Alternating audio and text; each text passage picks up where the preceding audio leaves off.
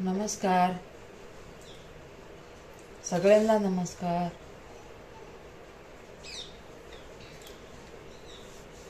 रात्री नाही का भावाच्या घरी गेले होते. हे बघा या डब्यामध्ये आमच्या भाससुनाने ज्वारीची रोटी आणि हिरव्या मिरचीचा ठेचा दिला होता. तर रात्रीच्या म्हणजे बघा 1 वाजायला खाल्ला. हे 1 वाजायला खाल्ला. तिकडून यायला उशीर झालता ना, त्यांच्या घरून यायला उशीर झालता. मग मी आपला आले आणि इडवच्या नादी लागले. म्हणलं बघावत, म्हणलं आपल्या बहिणींचे इडं बघावत, भावांचे इडं बघावत, भाषांचे इडं बघावत, पोराबाळाची इडं बघावत. म्हणून आपलं बसले बघत बघत बघत बघत बघत वाजल्या 1.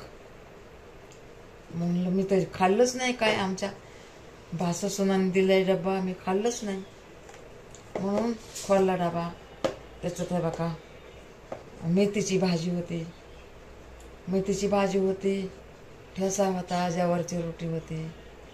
मग ते 1 वाजायला खाल्लं.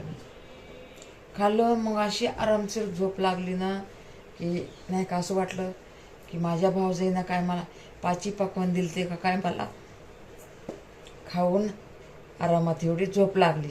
मला झोपच नाही लागत परी बघा काय माहिती. पोरगं बी होतं माझ्या संग. मग ते आमची भावजाई म्हणली जेवण करा आका. म्हणलं आता नको, चहा प्यायला एवढा मोठा नको जेवायला.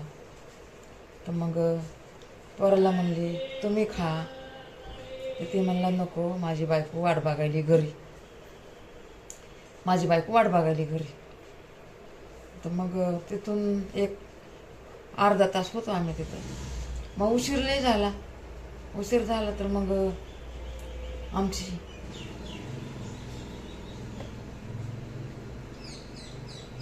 पोरगं म्हणलं उशीर झालाय. तर म्हणलं जाऊ दे बाबा, उशीर झालाय, चल तुझी बायको वाट बघायली घरी, चल.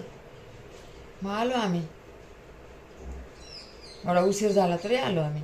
एक तर पाऊस यायलेला. आलो आम्ही भिजत आलो. मग घरी येऊन ते व्हिडिओ बघून 1ला जेवण केलं. असली गार झोप लागली ना. म्हणलं ज्वारीचे भाकर आणि ठेचा, मनाला शांती आली म्हणून झोप लागली का काय.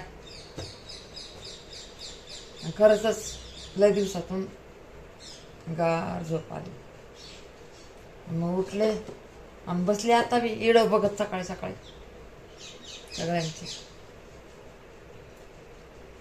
मग इडं बघून हे बघा आता उठून म्हणलं जाऊ दे, बहिणींना सांगावा म्हणून सांगायचे तुम्हाला.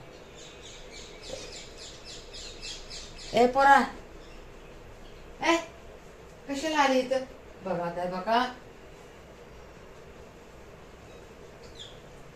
इकडे ये रे, इकडे. ते बाजूवालं पोरगं बघा की आता येऊन बसली. ते बघा हे बघा कुठं गेली आता बाया, कुठं बसली काय माहिती. दिसा बी नाही, जाऊ द्या. दिसा नाही ती कॅटी आली होती ना. चला ठेवते बहिणींना.